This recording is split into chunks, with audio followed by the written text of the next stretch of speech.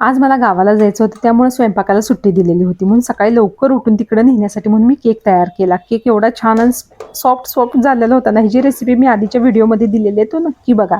ते केल्यानंतर मग नाश्त्याचं टायमिंग झालं. मग घरातले ओरडायला लागले, "अगं स्वयंपाक नाही करणार, नाश्ता तरी कर." म्हटलं काय करू नाश्त्याला? तर खूप दिवस झाले स्वीटकॉर्न घरात पडलेले होते. म्हटलं चला त्याचं उपीट करूया. खूप छान उपीट लागतं बरं का. आपली साधी रेसिपी असते ना, उपीट कसं करतो ना आपण रव्याचं, तसंच करायचं. एकदम मस्त लागतं. एकदा नक्की ट्राय करून बघा.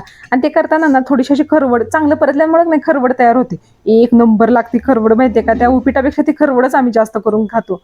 उपीट झाल्यानंतर म्हटलं की पटकन आता ना आपण कोथिंबीरीच्या वड्या तयार करून घ्याव्या, कारण की उशीर होत होता. तर कोथिंबीरीनं सगळीकडे राडा घातला, माहितीये का? म्हणजे हाताला कोथिंबीर चिटकली, मोबाईलला कोथिंबीर चिटकली, विळीला कोथिंबीर चिटकली, सगळ्या किचनभर कोथिंबीरच झालेली होती. जेवढे चिरल तेवढी जास्त पसरत होती, जास्त चिटकत होती. तशा ह्याच्यातनं सुद्धा कोथिंबीरीच्या वड्या केल्या, छान थापल्या, भरपूर तीळ वरती टाकली आणि छान दमदार वाफ काढून का नाही गरम गरम तेलामध्ये त्याला कुरकुरीत होईपर्यंत तळून भाजून काढलेले आहेत. एवढ्या छान लागतात ना कुरकुरीत तळलेल्या वड्या. नक्की तुम्ही ट्राय करा. घरातली सुद्धा सगळी खुश होती, काहीतरी वेगळं खायला भेटलं.